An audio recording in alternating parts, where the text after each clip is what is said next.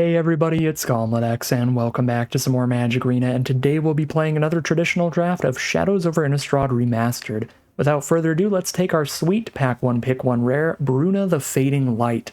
She's a 7 mana, 5/7 Flying Vigilance that also lets you reanimate an angel or human in your graveyard when you cast her.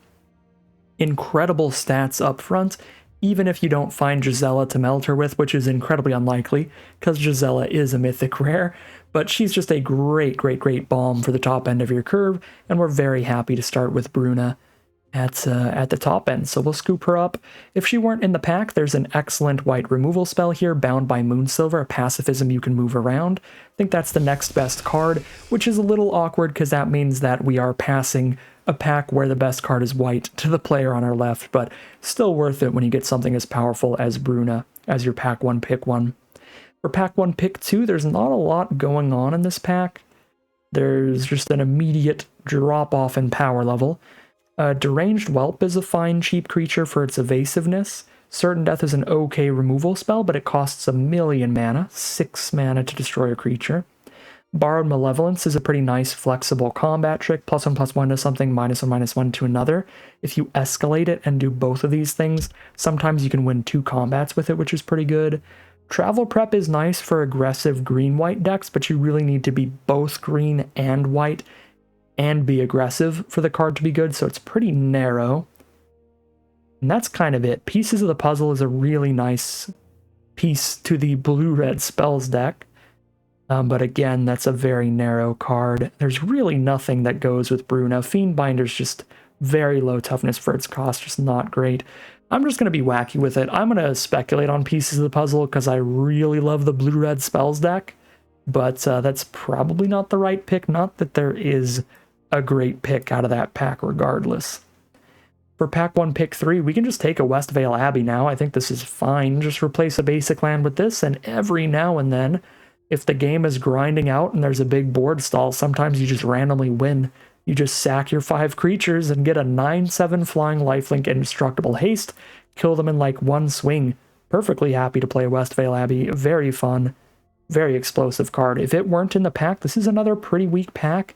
Wretched Gryff is kind of fun, drawing you a card when you play it, and you can play it for cheap if you sack another creature when you play it for its emerge cost to reduce the mana cost. So that card's pretty cute. It's kind of it, though. I don't really like the fire-breathing Embry Wolf. I think most of these creatures are pretty dorky for their mana costs. Really not a big fan of 1 toughness cards. There's a great removal spell against 1 toughness cards in the format called Make Mischief that I love in blue-red spells decks. That makes 1 toughness creatures super weak. For Pack 1 Pick 4, we've got a Subjugator Angel, which is an okay finisher in any white deck. The problem is it's a little bit narrow. You have to have a ton of mana, and you have to be ready to try to kill your opponent. So you want to be really aggressive. You want to be a really aggressive deck that can also consistently make it to 6 mana, which is kind of weird. But if you do, if you're in a big board stall, this does just win the game. Tap all your opponent's creatures and send in for lethal. So that could be a fine pick to just go with Bruna, take another big white angel. But we could also take Byway Courier. Going green-white humans does feel like one of the better places to be for a Bruna deck, because Bruna is the most powerful when she can reanimate something, and there's going to be a lot more humans than angels that we could find to reanimate. So I think I'm just going to take Byway Courier. I think it's a great value play generally as well. A 3 mana 3/2 that gives you a clue token when it dies, so you can draw another card off of it later. So we'll take that. Pick 5. Again, not in love with these packs, but I do like Intrepid Provisioner in the green-white humans deck. A 4 mana 3/3 trample gives one of your humans +2/+2 when you play it, which helps you find an attack where you wouldn't have otherwise. So it looks like it just lets you deal 2 more damage, but if it's letting your 3/2 become a 5/4 and attack past your opponent's 3/3, it's actually hitting for 5 more damage instead of just 2 more damage, because if you didn't have Provisioner, then your Courier would have just traded off into a 3/3 and got 0 damage in. So Provisioner actually really nice. I'm actually going to take that here. But Neglected Heirloom is another pretty nice card. We don't have any transform cards yet, but there are some cards that work really well with this. If you put it on any werewolf that's going to flip, then you can turn it into a really cheap, really big equipment. So it's a pretty cool card. Speaking of cheap werewolves that could flip, I do like Hinterland Logger, even though I don't like 1 toughness creatures. As long as we don't get paired up against the Make Mischief deck, we'll probably be fine. The thing that's really nice about the Hinterland Logger is if it ever flips to nighttime, if somebody doesn't cast spells during their turn, then the Timber Shredder can become a 4/2 Trampler for only 2 mana, so it can attack well above its pay grade. So I like the Logger. I also like the Courier, but I think there's less 2 mana creatures that I generally enjoy, so I want to pick those up pretty highly. So I'm going to take the Logger here. Might be better to just start moving into another color with a Stromkirk Occultist, because this is a great value play if you keep hitting your opponent. But I think I'm just going to stick on the green here with Hinterland Logger. Pick 7 now. We've got an Erdwall Illuminator out of blue, which is great with a lot of ways to investigate and get clue tokens. You double up all your clues. Strength of Arms is a fine combat trick, especially if you control an equipment. Priest is fine. It's sort of a removal spell, but you got to keep spending the mana to tap things down. And since this is going to be a best of 3 draft, we can sideboard it out if we're against humans. I'll just take the Priest here, again sticking towards green-white humans ideally, to make Bruna as powerful as possible. I do like Faithbearer Paladin at the top of the green-white humans curve. Obviously we'll have Bruna above it at even more mana, but I like the big chunky lifelinker. Make it really hard for your opponent to attack through it and find lethal, because you just get so much life out of it. I'm not going to play a Dawngryph. Guess I could play Magnifying Glass because it helps ramp into Bruna. And then it's a really slow card draw engine later. Could also just take it in Genius Scab for blue-red spells because I like it. I think we're just speculating here no matter what. Speculating on Scab for blue-red spells or Moonlight Hunt or Howlpack Resurgent for green-red wolves. I probably should just take Moonlight Hunt speculating towards green-red wolves. But I'm going to take a Genius Scab because I'm a doofus. For pick 10 now, we've got a Fiendbinder. That is it. Yeah, Soul Separator's cool, but it's super narrow. We'll just take a Fiendbinder. Take the on-color Devilthorn Fox.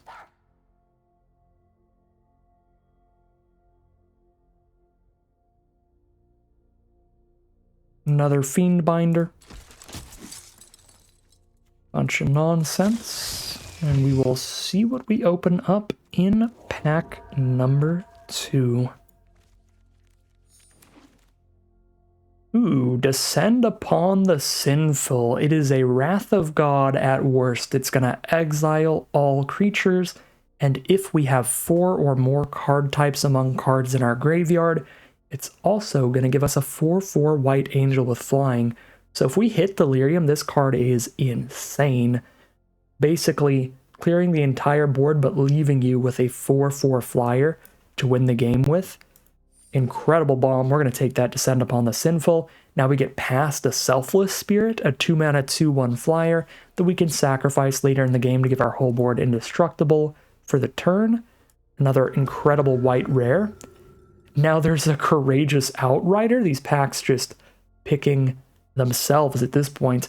The Outrider, great in a green-white humans deck, because with a high enough humans count, this is a 4-mana 3/4 that draws a card when it hits the board. Happy to take it. There's also Rabid Bite for an okay green removal spell, and an Obsessive Skinner, which is really good if you hit Delirium, but pretty mediocre, pretty average filler otherwise. I'm going to take the Courageous Outrider. This also keeps us really heavy onto white, so we can go like blue-white instead. If green gets cut, we only have 3 green cards right now, and a million white cards. Pack 2, pick 4, we've got that Town Gossipmonger to stick to just great aggressive green-white humans cards, mainly just a bunch of great white spells. So we'll take that Gossipmonger. Being able to be a 2/3 for just 1 mana is insane, and it has Fire Breathing to make sure that when you're attacking with it, you can dump a bunch of mana into it and make sure it trades up into whatever blocks it. Like that a lot. Make Mischief's also pretty great, but obviously Gossipmonger's on color. Pick 5, Bound by Moonsilver. White just being wide open from this direction. We're super happy to see it. That's the pacifism that you can move around by sacrificing any permanents later in the game. So you can use this nice and early, and if your opponent plays any better threats, then you're like, okay, I'll just move this around. It's a really nice, really flexible removal spell. Again, Skinner pretty good, Travel Prep pretty good, but Bound by Moonsilver definitely the premium card here. Pick 6, we can get another Faithbearer Paladin, but we can also go ahead and get a True Faith Censor to buff the board, which I think we've got a super high creature count right now, more than anything. So I would like to get an artifact in here. Yeah. Let's grab that equipment here. Get some more non-creature spells in the deck. Pretty happy to take another Intrepid Provisioner. But we could also take Apothecary Geist if we try to just go mono white humans and spirits all in one deck. That's a thing, but I'm going to take the Provisioner. Also, the artifact removal spell, the 1-mana artifact that you can spend 3 to sack and deal 2 to something, might be okay here just to get an artifact in graveyard towards Delirium. Because again, Descend Upon the Sinful would be insane with Delirium. I think we're just going to try to use hopefully cards like Bound by Moonsilver and maybe Lunarch Mantle to let us just sacrifice lands so that we can try to play an instant and sorcery, have those in grave, and then try to get a creature and a land in the graveyard, and that'll be our Delirium. Instant, sorcery, land, and creature. That's what we want to try to get into the graveyard. Pick 9. There's really nothing in here that we're interested in playing at all. I guess I could rare draft something, but it looks like I've got a full playset all this stuff. So I guess we just take something maybe for the sideboard. I'm not going to play 3 Fiend Binders, so I'll throw a Feeling of Dread in the sideboard, I suppose. Nothing on color here. I will take the highest rarity card. Borrowed Grace could be an okay combat trick. It's pretty expensive, though. I think I'm actually going to take Field Creeper just as a 2-mana creature to trade off with and maybe fill the Delirium for Descend Upon the Sinful. I don't think I'll end up playing the Field Creeper unless it starts looking like we can hit Delirium consistently. But it could be an interesting way to help get there. And there's nothing else in that pack that was on color anyway, so as far as I remember. Alright, we get that Apparatus to play around with here. And now pack 3, pick 1. We've got Vessel of Nascency to try to fuel Delirium by milling 4 cards and putting an enchantment in our grave because we sacrifice it. Or we have Thraben Inspector for just a tremendous value play, a 1-mana 1/2 that draws us a card whenever we have 2 mana to spare, sacrificing that clue. I really like Thraben Inspector. I'm just going to jam that thing in here. It is an all-star. This thing shows up in Cube all the time, shows up in constructed formats for a while. Thing is great. We're going to scoop the Thraben Inspector up over the Vessel, stick to our green-white deck here, not trying to splash in a double blue Geralf's Masterpiece, as cool and as powerful as that card is. Now we have Travel Preparations versus Obsessive Skinner versus Apothecary Geist. Sigarda's Aid is pretty cute, but very, very narrow. Cool card to have in your collection. I've already got 3, which is decent. I'm just going to take the Obsessive Skinner here on curve. All right, I will probably take Lunarch Mantle here. So there's another Intrepid Provisioner, which is a great 4-drop. But I really like Lunarch Mantle, as I said before, for a way to help get to the full Delirium. And just a decent aggro card, because it can get an enchantment into our graveyard whenever they kill our Lunarch Mantled creature, and it can shove a land into our grave by sacrificing that permanent. So it's just a great way to find extra damage, sending in with some flying stuff, and also find some more card types in the grave for Delirium. So I'm going to take Lunarch Mantle here.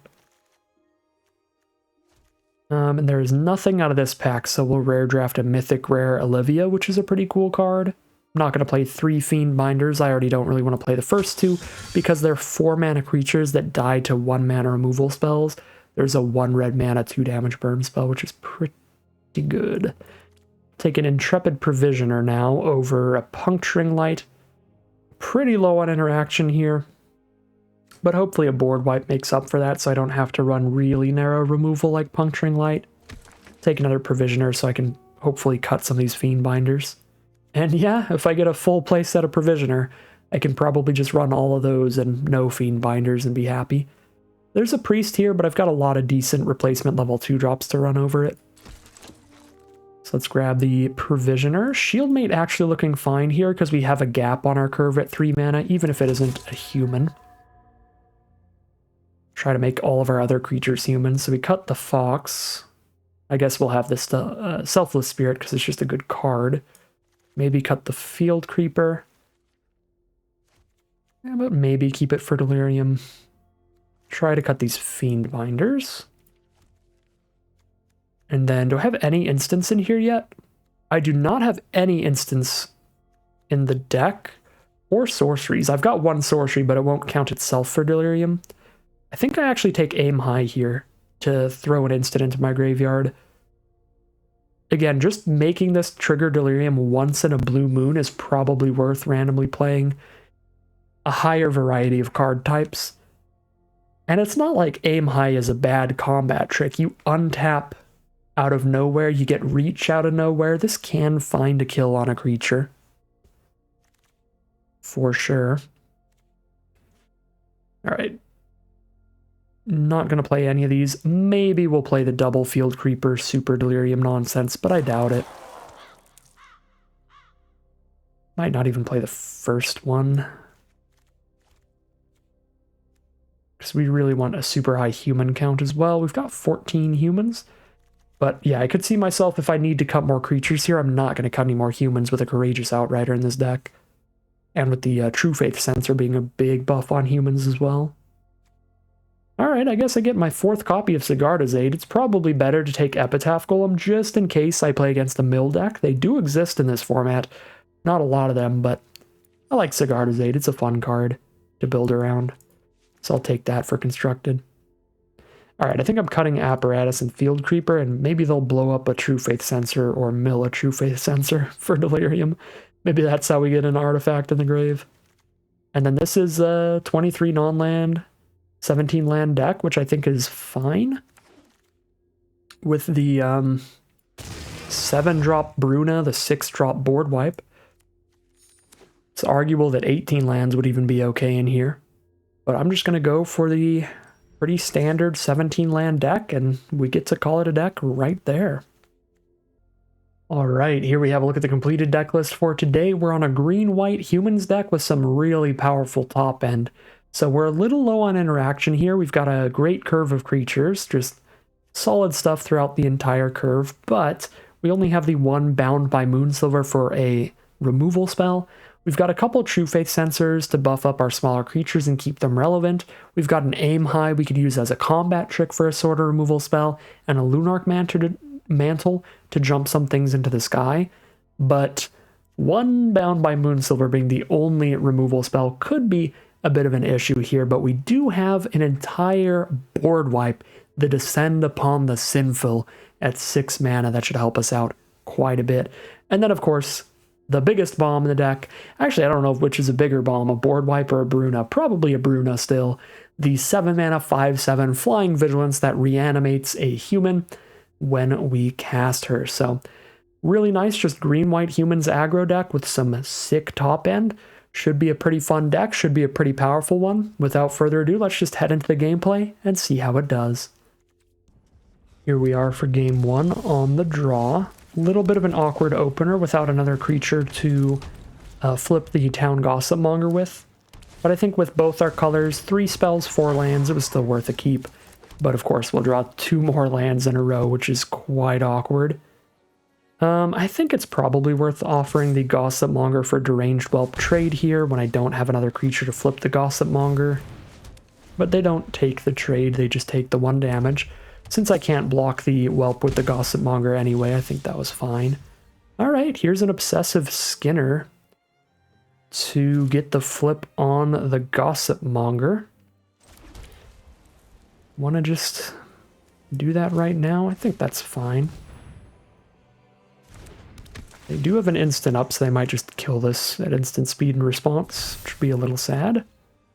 But let's just pass the turn, hold up our ability to flip the Gossipmonger in response to maybe instant speed removal. Still have to do it in the end step at the last opportunity. Let's take this. A lot could go wrong against 4 open mana if I try to do the double block flip Gossipmonger trick there.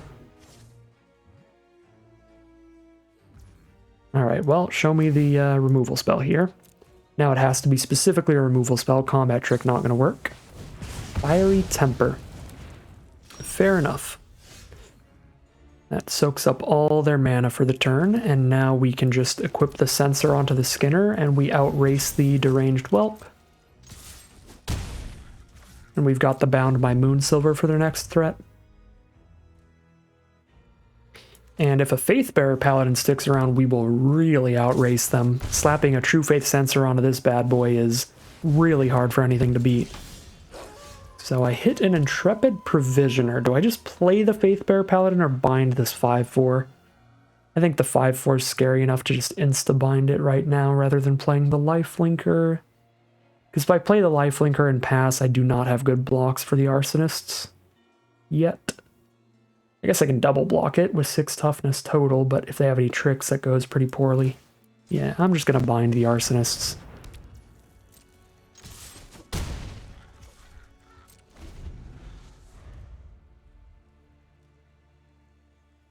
And if we draw into our board wipe now, we can get full Delirium off this Bound by Moonsilver.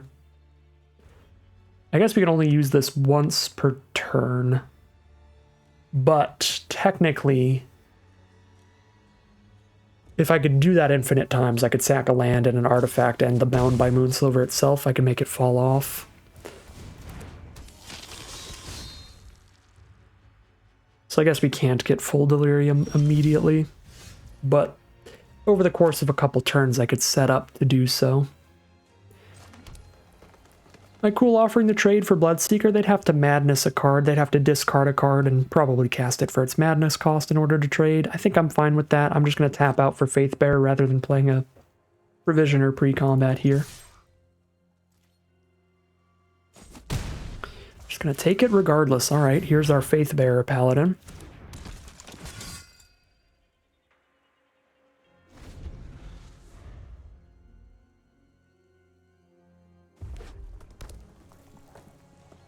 And they are just going to pass turn. Beautiful.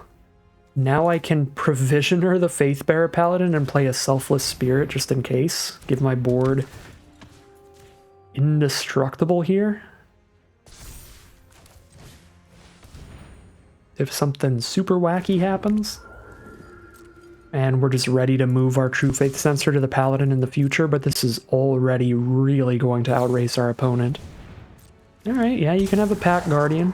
I've got that instant speed indestructibility to make sure you don't kill the Lifelinker. Alright, block the Skinner. That's it, that's fine with me. I'll trade Skinner for the 2/2 and gain 5, go to 17 here. Good lord. 17 life to 5 life off this Faithbearer Paladin. There's a Noose Constrictor for another instant speed Madness Enabler. If they have any cards in their hand that they can cast for the Madness cost by discarding them, then they can do it at instant speed off Noose Constrictor. Or Bloodseeker. Wow. Alright. Maybe I should have drafted another Paladin pretty highly here, because 4 Provisioners does really make the Paladin nuts. Just impossible to race. I think I actually buffed the Trampler, though. To get closer to threatening lethal. Not attacking with Selfless Spirit since the Constrictor has reach, so if their last card in hand has Madness, or if it's a land, they just block the Spirit and discard that card. But there is the concession from our opponent, and a great way to start things off game 1. Super happy with how the deck played out there, and we don't have much when it comes to sideboard options. None of these seem necessary, so we are just going to run it back. And I expect we will be doing that a lot today. Alright, we'll keep this hand, and this is now a great Gossip Monger hand. They don't have the cheap removal for it, and a great Descend Upon the Sinful hand, because the Lunarch Mantle can really make sure we find Delirium. If we draw any instant or sorcery, we will certainly get to full Delirium. The only instant speed removal we saw from our opponent so far was a Fiery Temper that does 3 damage to any target at instant speed, which would kill the Gossip Monger even if it's flipped. So I'll flip it during their end step rather than just immediately. So we threaten to have blockers up and maybe get them to not attack with Whelp, but they do still attack with Whelp. Cool. Now I have a Thraben Inspector plus Lunarch Mantle, or just play a Byway Courier. Since I don't need to play the Lunarch Mantle to make any of these reasonable attackers right now, I'm just going to jam in and play the Byway Courier.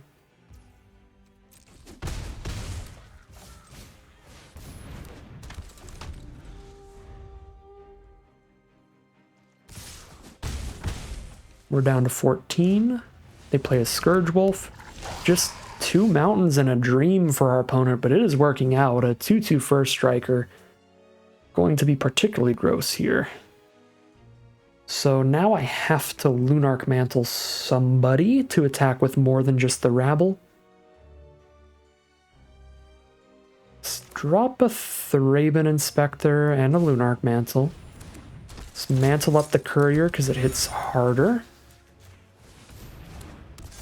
Send in these 2, and now a double block on a Deranged Whelp does not look bad. Just trade a Logger into 1, which I suppose we could have done earlier with a Rabble, but I was hoping the Logger would get some attacks in. It does not get attacks in against the first striker.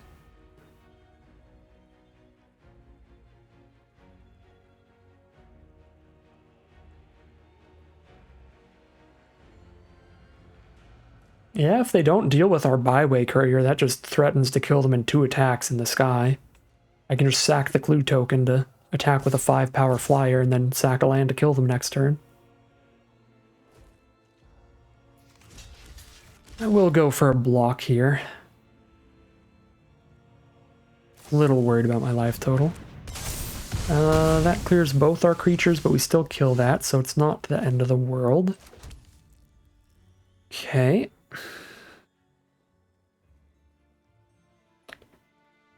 So Rabble Chump attacks in unless I provisioner it up. Then we can send both in and they have to chump one of them. Feels worth it to do that instead of sacking something to the Mantle. We force a chump block with the Scourge Wolf. Beautiful. They are down to 5. There's an Ulrich's Kindred. Big wolf that gives their attackers indestructible, potentially. And currently, I just... Oops, that's 2 mana. I only need to spend 1. I just kill them if I sack a Clue and give the Courier flying. Alright. Everyone's a good attacker here, so we'll attack with all just in case, but there is the concession from our opponent, and we start things off 2-0 in the first round, 1-0 in the event. Here we are for game 1 of round 2. This hand is definitely a bad idea, but I'm keeping it. Don't worry, we'll draw a 2 or 3 mana creature ASAP, I promise. We've got a turn 1 Gossip Monger, a turn 7 Bruna, and nothing in between. Alright, we hit a 3 mana creature to flip the Gossip Monger, but I can also just trade it into the Devilthorn Fox, because it'll trade into the Fox if I attack with it later anyway. A 2/3 still trades into the 3/1 even if I flip this thing. So the Fox has been dealt with, and there's a Hanweir Garrison. Alright, I'm incredibly happy to have drawn a board wipe here, because otherwise this thing's going to kill me so fast if they kill my Courier. It attacks as a 2/3 with 2/1/1, so it hits for 4 the first time it attacks, then 6 the next time, then 8. Honestly, if they kill my Courier and I just hit more lands, I still just die before I can Wrath them, I think. So we are really hoping they don't have removal for the Courier, because Garrison is one of the strongest rares in the format for just the efficiency. A 3-mana creature that puts that much power on board that fast. Really, really hard to beat. And there's the Purge. They're going for it, going for the snowballing effect of that Garrison. Hit for 4, next turn they hit for 6 if I don't hit a creature. We did hit a creature, luckily. This is going to make them need to have another removal spell to get the Garrison in. But there's 3 mana from our opponent. Do they have another Purge? This time they could sack a human to Purge, which would be gross. So they don't even really lose a card. Oh, Lightning Axe it is. Discard a Chaplain, which they can then use from the grave to get some spirits. And that means the path is clear. We're down to 10. Oh my god. And they have a Village Messenger as well. At least they didn't play that main phase 1 and hit us for another damage, but I'm dead. 1, 2, 3, 4, 5, 6, 7, 8, 9, 10. Hanwar Garrison. Stupid magic card. And we move to game 2. Not a very interactive game of Magic at all. And this is where we're going to have issues. Garrison's the kind of card that it's like, if your opponent can clear a path for this thing, if you don't have a removal spell, you lose the game no matter what. And we do not have removal. We have 1 bound and 1 board wipe that is a 6-mana spell. Even on the play, we just die before we get to 6 mana against Garrison. So we don't even have a sideboard for the card. We just have to pray they don't get their unbeatable bomb rare. Or at least they don't get it with multiple removal spells to back it up, so we can at least block and trade. Alright, we've got that Bound by Moonsilver. We know exactly what we're saving it for.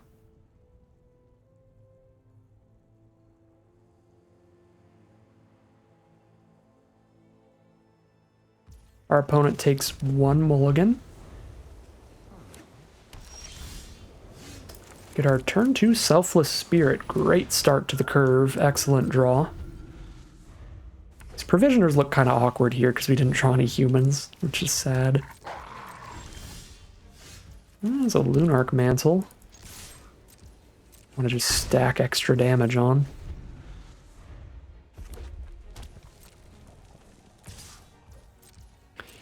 Keep attacking past each other with our evasive threats. Byway Courier is the draw. I would rather play that than a Lunarch Mantle right now because I have 2 Provisioners in my hand. So I really want a human on the board to buff up. 4 mana from our opponent, but no spells, just pass the turn. We do not hit the 4th mana. I can play a Logger or a Lunarch Mantle, and I think I'm just gonna play a Logger to have more humans to choose from. And if our opponent is just flooded out over there, then we might even get it to flip to the backside and turn into a 4/2 Trampler, which would be pretty gross. I suppose with 4 mana spells in our hand, there's an argument for just sacking the clue, trying to find the 4th land. But I'll do that next turn if I don't hit it. And we do hit it, which is beautiful.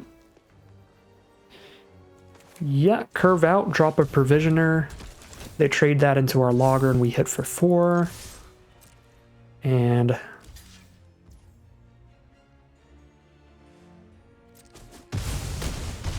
okay.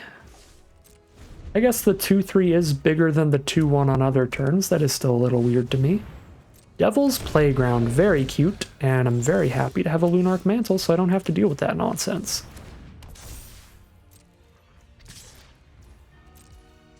Boop for 4 in the sky. Devil's Playground is actually another pretty spooky bomb. It's a very slow card, but 4 1/1 devils that deal 1 to any target represents like 8 damage to spread amongst our attacking creatures however they want. Potentially spread that damage to our face. If they're attacking in with those, they trade up into 2/2s. They get 4 damage to the face no matter what. Playground's a pretty spooky card as well. Not nearly as terrifying as Hanwar Garrison for that efficiency of that card, but it is spooky. Alright, here we are for game 3 of round 2. We have to mulligan that one, and we can definitely keep this hand with the Courageous Outrider in my hand, I think I keep 3 lands and ditch one of these spells. I'm going to ditch the Priest, because their best threat that we've seen is a human anyway. Turn 1 Village Messenger is gross. Turn 1 Village Messenger on the play, probably the best way to start with an aggro deck, because your opponent's really unlikely to have a 1-drop, so it's literally just a 1 mana 2/2 Menace Haste until someone casts 2 spells in 1 turn. We might just get domed by that. Just another really, really gross, efficient threat. Not a Hanwar Garrison, but still a very spooky magic card. I think I have to trade down here. Should have played Cathar instead, since I'm in a position to be trading right now. On the back foot against this intruder. Okay, I will play the Courier. Courier is definitely the best trade because we get that clue token left behind. Forces them to discard a card to the Bloodseeker if they want to trade into it. Okay, hopefully they don't have Madness, so they actually have to like discard a land or something here. Nope, they've got Madness, Blood Mad Vampire. I think that's the first Madness spell we've seen out of 3 games.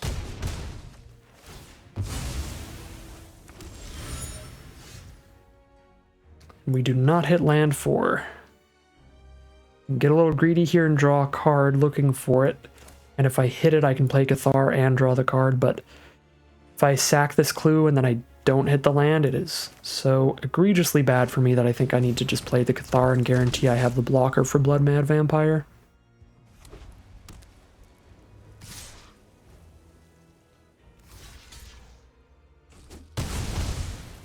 Down to 11.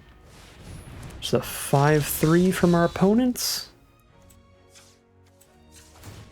Come on, Arena. Not like this.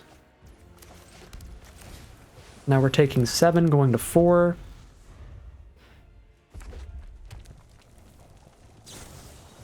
Yeah. Now we're just dead since we hit 2 land drops.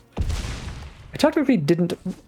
Or since I missed 2 land drops, I technically didn't miss the land drop last turn because I found it after sacking the clue, but I did miss it 2 turns in a row to where I had to sack the clue instead of playing a blocker there, which is what left me dead. So, RIP to some rough mana in that final game, and things are going to be 1-1 heading into round 3. I'm going to keep this. We're on the draw here, and if we hit any land, we'll have a Shieldmate to flip the Gossipmonger. We do hit a Forest immediately, which means we get to flip the Gossipmonger turn 2 off of a Hinterland Logger instead, which is great.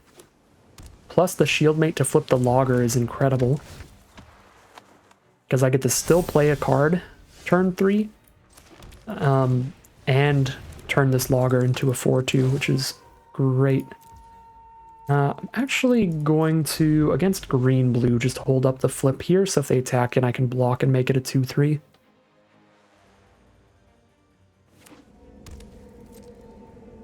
Because green-blue's not going to have like any instant speed direct damage to Gossipmonger or anything in response anyway.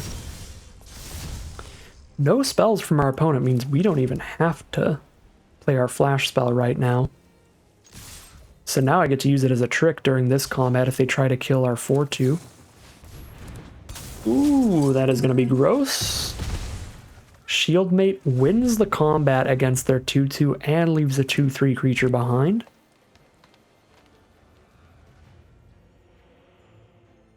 They are green, blue, and black now. Their blue-black source is untapped. But just blue-green at the core, it looks like mostly. There's a Drag Under to bounce the Hinterland Logger back to our hand and slow us down. Let's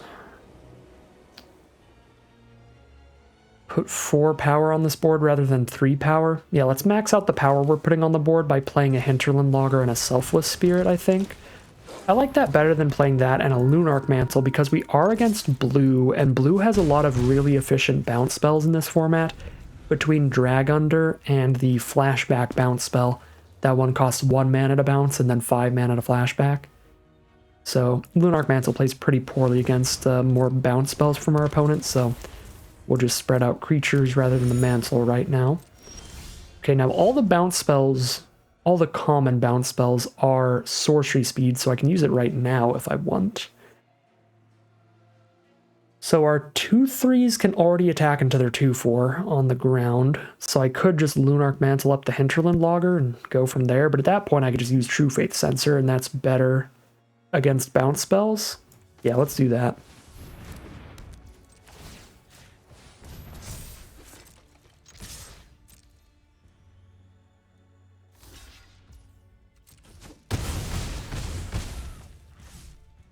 Cool. Our opponent is down to 6.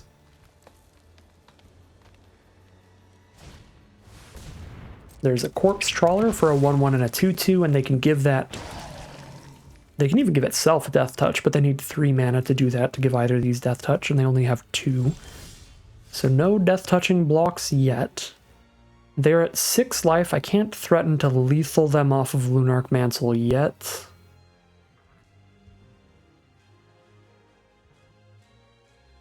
Because I can give this +1/+1 and +2/+2 for Mantle and hit for 5. If I had 1 more mana, then I could play Mantle and give Flying and equip a Sensor, and then I would be threatening lethal. I think instead I Censor up the Rabble.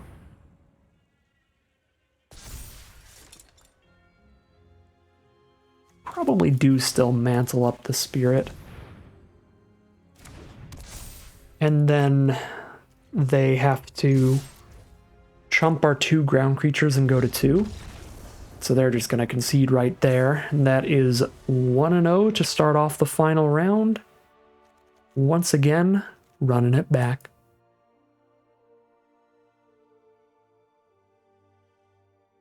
If we find more bounce spells from our opponent, then we can cut like the Lunarch Mantle for just the 2 mana 3/1 creature or something. But for now, we only saw one. We just need to be aware that they are in a color pair where they could have more. So play a little conservatively with the Lunarch Mantle. Try to save that for extra damage in the late game, rather than just jamming it out immediately. Alright, this hand is reasonable. We are guaranteed to make it to the Provisioners and just start slamming those down turn after turn. Ooh. Now I get to play 1 Provisioner, then a Faith Bearer. Then use my next Provisioner to get even more life gain off the Faith Bearer Paladin. Ooh. Speaking of good starts, our opponent has a turn 2 Erdwall Illuminator with the color pair that has the most Investigate synergy, the most clue token production. So they might find like 1,000 clue tokens. Alright, they do have the flashback bounce spell as well, so we are probably going to cut a Lunarch Mantle or just a 2 mana 3/1 or something, since auras are pretty bad against bounce spells. So this Dryad, if I don't trade into it right now, is going to end up trading into a much better creature of mine, so I'll take the trade even if it means I don't get Provisioner value when I play it.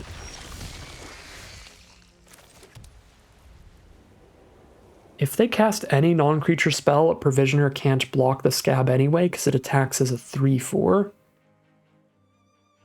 But we get to be mana efficient and play a 3/3 instead of a 2/1. I think it's still worth playing a Provisioner over Cathar here, because now they have to play a non-creature spell to attack in with the Scab. Ooh, it's a Travel Prep. At least they're not super likely to get to flash that back, but still a lot of damage right now. We are going to need our Faith Bearer Paladin to put in work. Hitting for 5 on board with double blue, 5, 6, 7.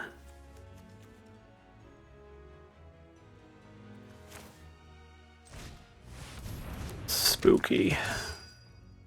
I don't even think Provisioner really helps us block, though. Think I need to hit for some damage and try to outrace here. We just let them deal all their damage to us, then we Provisioner Paladin and send in the team again.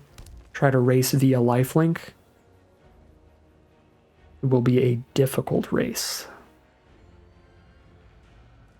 Travel Prep plus the Prowess creature.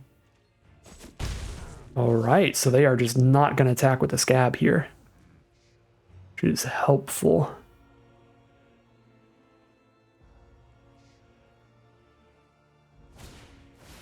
Play the corpse trawler. So we can have a 5/6 paladin, 6 toughness, 3, 4, 5, 6 power over there, but we clear out a lot of their board on the attack. And more importantly, gain a bunch of life. Yeah, I kill a scab and the trawler. If they try to kill the paladin here, I think this is worth it.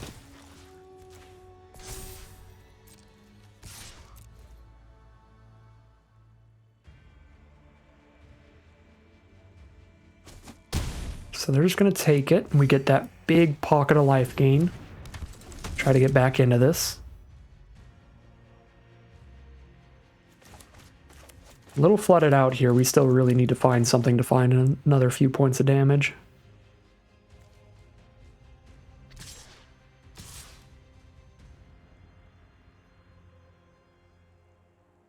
We're on that 5 spell and 8 land life over here.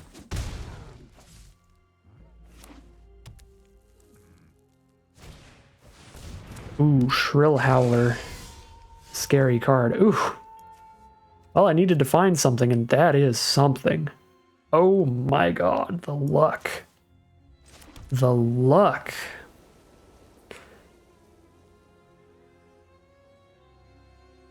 Do I cast a Bruna right now to put a +1/+1 counter on the Faith Bearer and then attack with it? Or do I just attack with Faith Bearer and then use it post-combat to maybe reanimate it? If they, like, block and trade into the Scab? I guess the problem is they could block with Scab and a 1/1 to kill it, and I just trade into a 1/1. I feel like it is better to just Bruna right now and get the Skinner.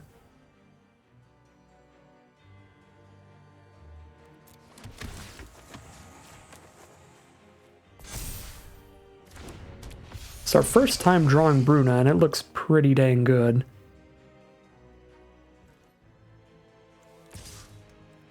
Cool with trading the Paladin down into the Scab, because the Scab is still pretty much just as scary as the Paladin because of its ability to swap power and toughness around. So I'm happy to trade into the Scab here, because we gain life while we take the trade. Just get that thing out of here. Don't worry about it. Alright. They could Silent Departure our Bruna, but then I just pick up my Faithbearer Paladin. So I doubt that's the play. But they have to consider it, because if Bruna hits them 3 times, it's over. And she's got Vigilance, which is massive. Hitting our 9th land here is tremendously bad, because now they flip both of their loggers into 4/2 tramplers.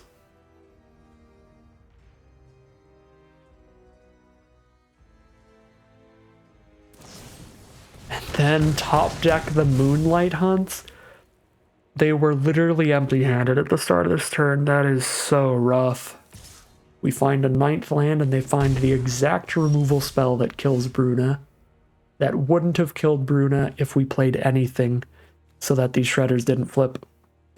That would have been... I guess it would have still killed, because these are still... Yeah, there's still werewolves on the front. So it would have killed Bruna either way, I guess. 7 power, 7 toughness. God dang it, though.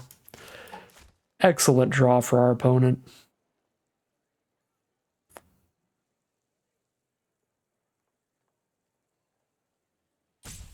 Now we are slowly dying.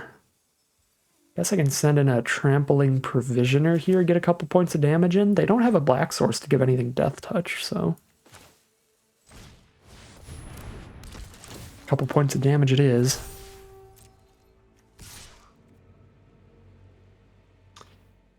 How much toughness do they have on board? 1, 2, 3, 4, 5, 6, 7, 8?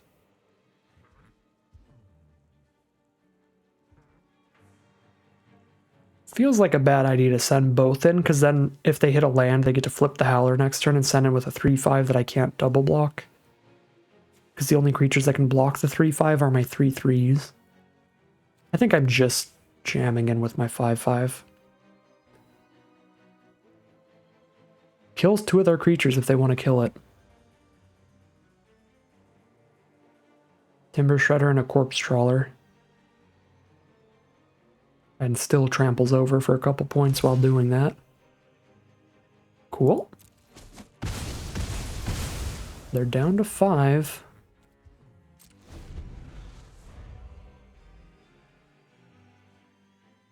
They find the mana for the Shrill Howler.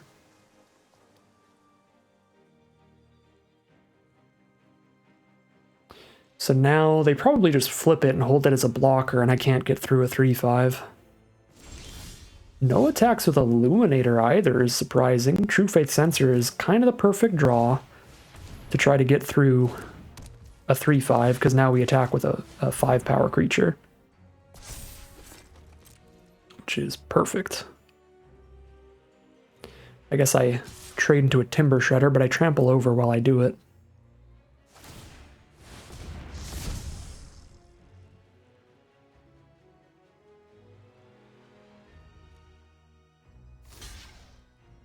They're going to let me clear out the flyer so that they don't take any damage. All right, well, we clear out the flyer. Not the block I was expecting. Thought I was going to be clearing out a Timber Shredder, but I'm pretty okay with that block too.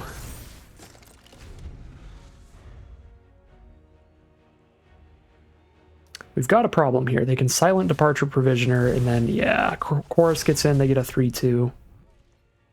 I didn't have a good play against it, though. The only option is to put a True Faith Sensor on one of these and chump block, which is just bad. Just not a good play. Ooh, double spell. Let's go. Tiny Shredder. Ooh, Selfless Spirit kills them in 2 hits. Selfless Spirit really kills them in 2 hits in the sky. But I have to survive at 9 life here. So I need 2 mana to put True Faith Sensor on this Provisioner to block that Howling Chorus. So I can't afford to put True Faith Sensor on one of my creatures when I go for this attack, so I just Provisioner the Cathar and send that in, force a chump. I could just be all in on Spirit, in which case I just don't even attack here, which is also probably fine. Yeah, let's just not even attack here. We need the Sensor on Provisioner for blocks, and then we need to move it to the Spirit to try to kill them in 2 swings. That's the plan. We need to move it back and forth. Put it on the Spirit, hit for 3, put it back on Provisioner to hold up blocks. Opponent is 100% playing off the top, and if they hit nothing, we win. They have 2 draw steps. Actually, they have 3 draw steps, because they got this draw step right now. I have to hit them next turn. They get another draw step. I have to hit them the turn after that. I guess that means 2 draw steps total, right? I hit them for 3, and then they get 1 more draw. And then I hit them for 3 before they get a 3rd draw. Okay, I was correct initially. They have 2 draw steps to find a way to kill us or our Selfless Spirit. For now, they are going to pass the turn to flip the Timber Shredder. We need to suit up the Spirit. Poke for 3.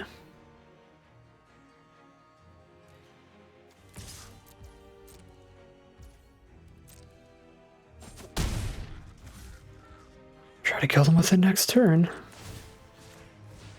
Get that 5-power blocker again for the Chorus. And drop our Byway Courier. Alright. So there goes their first draw step. What did they find? They found a Cackling Counterpart to get another 4/2 Trampler. It's a lot of trample damage. Let's see what their second draw step finds them. If it's another spell, it could very well just kill us, but I don't think we're dead yet. Oh my god, it is. It's a Grapple with the Past. Mill 3, pick up a creature or land, and they can pick up a flyer to not die next turn. Well, good draws are good. Those are 2 great draw steps for our opponent. And there's the flyer off the Grapple with the Past. So now I have to survive 2 swings to kill them instead of just 1. If they attack too hard, we can try to kill them on the ground at least. So there is that. We probably trade Courier off into somebody here to draw another card right now, is the plan. Yeah, let's dig for another card. If we find our Lunarch Mantle, that can just kill them still. Or our Bound by Moonsilver to put on their flyer, so drawing another card does feel legit.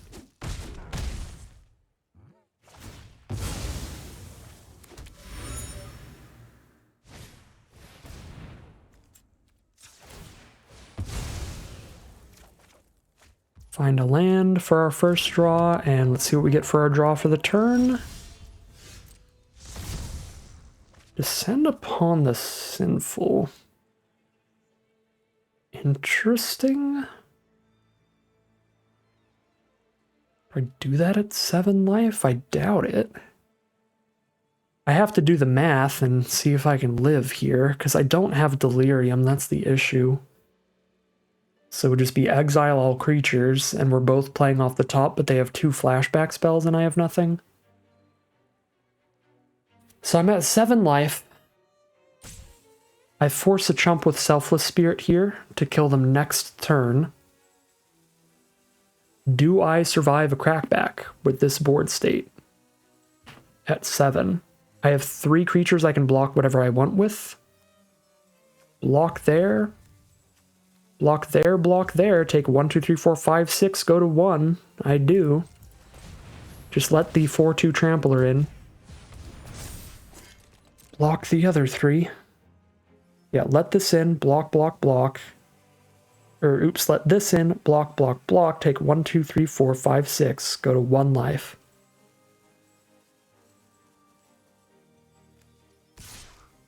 Yeah, if they miss on this next draw, we still win. Because their counterpart, if they hit like a land, they counterpart something and it doesn't have haste or reach or anything. Okay. Yeah, we don't descend, we just hope they miss. Oh, I forgot to move my thing back. That's fine. That's fine. The blocks remain the same. We still put our 3/3 on the 3/5. Oh, come on. So 3 for 3 on hits for our opponent then. Counterparts into grapple into drag under.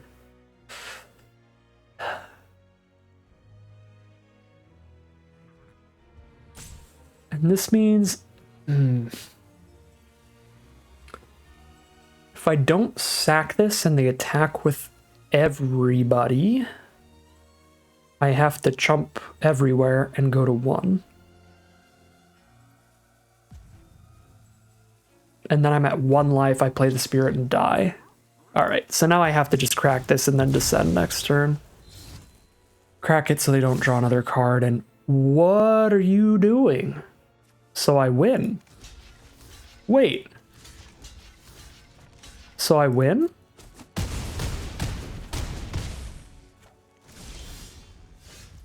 Okay. Well, never mind. Oh my god. I cannot believe they attacked there.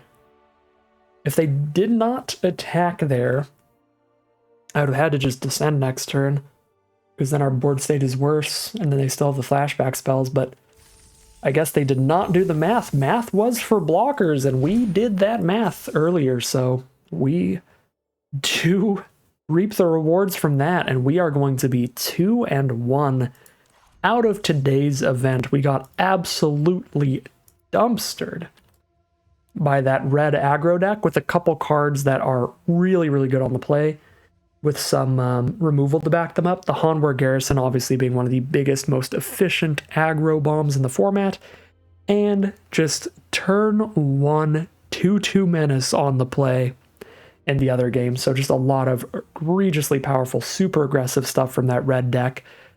Does outpace us with our slightly slower curve, trying to get all the way up to Brunas and Descends and stuff. So, 1 round loss, pretty reasonable here. We still got a win in that match, so still a great record overall. 2-1, still more wins than losses, and we got a win in our losing round as well, so I will take it. Everything in the deck performed pretty well, not too much to say about over and underperformers. I guess Descend Upon the Sinful was a pretty big underperformer. We literally never cast it. We had it in our hand and it was too expensive one time. We had it in our hand and we didn't want to wipe the board one time. We never got anywhere near Delirium. So Descend was actually just really awkward, and it probably would have just a 3-mana, another Byway Courier or something would have played better in all the games that we actually drew it in, weirdly enough. So that is the biggest underperformer by quite a bit. Board wipes in aggressive strategies don't make the most sense, but the idea here was that if we can ever hit Delirium, it'll be super powerful, but it's just not easy to do that, even with the Bound by Moonsilver, the Lunarch Mantle, to try to shove a land into the graveyard to help it out. It was still pretty difficult. Plus, our low instant sorcery count did not help. We have 1 instant, no sorceries to fill the Delirium. So I think I should have drafted a little more heavily towards Delirium to make this card better, and that was probably our biggest mistake today.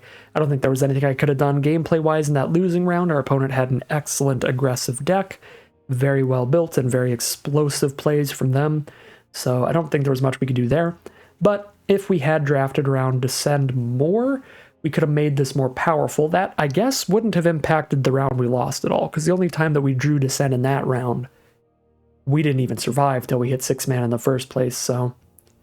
Alright, that is something I think we could have done better in the draft to make Descend a more powerful card and not such an underperformer, but it technically didn't affect any of our rounds.